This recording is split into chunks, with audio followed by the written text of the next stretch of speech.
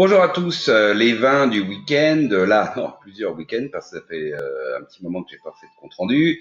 Donc, bon, un extrait des meilleurs vins bu ces derniers temps, en tout cas des plus intéressants à commenter, à commencer par ce Vouvray de Chiden, le Boucher 2010. Et là, quelle belle surprise pour ce vin demi-sec. Un nez d'une très belle complexité, mêlant le coin, la poire, on a des notes crayeuses, on a des épices, très pur, pas une once d'arôme oxydé ou oxydatif ou un peu caramel, un pomme caramel, pas du tout, du tout.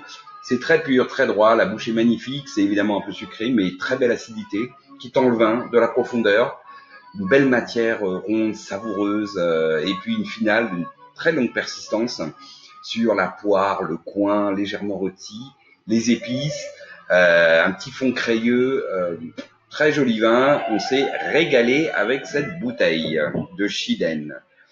Ensuite, du Saucian d'Aumalais. Alors du Saucian d'Aumalais, j'avais déjà bu 2006 il y a un petit mois de ça.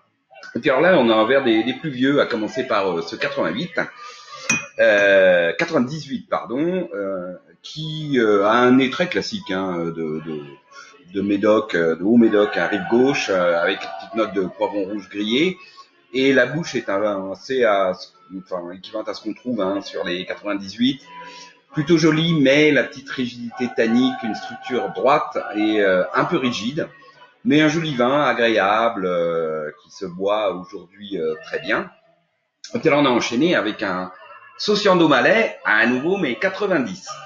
Alors là, bouteille connue pour être une très belle qualité, ce Saucian d'Aumalais 90. Bon, sur cette bouteille-là, très honnêtement, j'en ai vu des plus belles.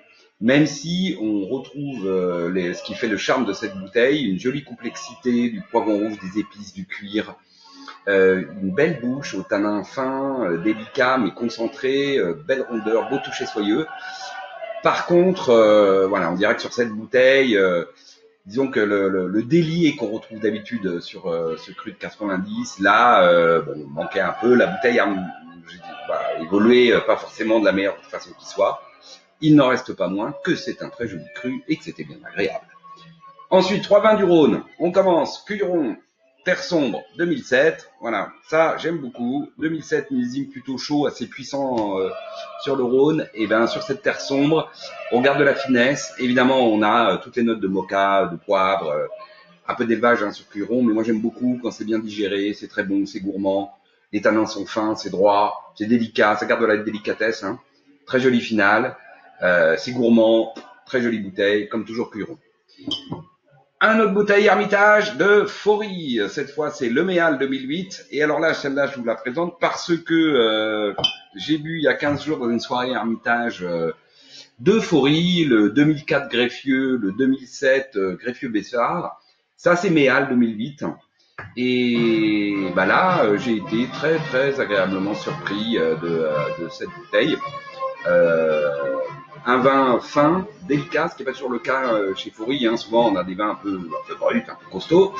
Là, 2008 oblige, pas grand millésime, mais quand pas grand millésime, sur ce genre de bouteille, eh bien, on trouve quelque chose de très joli, très fin, très délicat. Belle complexité, le cuir, le poivre, la violette, une bouche fine et délicate, une jolie persistance. Bref, très jolie bouteille, on a beaucoup aimé, Sylvia a adoré même.